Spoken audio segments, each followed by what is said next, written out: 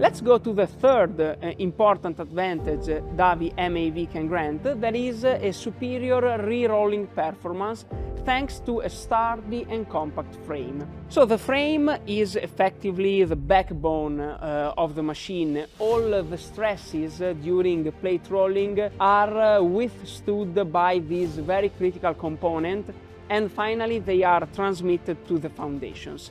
Davi machines feature the largest and most compact frame on the market, and this allows to improve the rigidity of connection to the ground, but also the machine stability, and increase the available side roll stroke and the maximum inter-axis distance. This frame granted by Davi also allows the customer to build a much shallower pit, because the reinforcement beams are installed between the frames.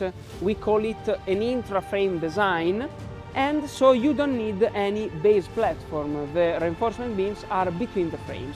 Then a larger inter-axis distance allows for a higher leverage arm while pressing down with the top roll, and this maximizes the rolling, but more significantly maximizes the re-rolling performance of the machine.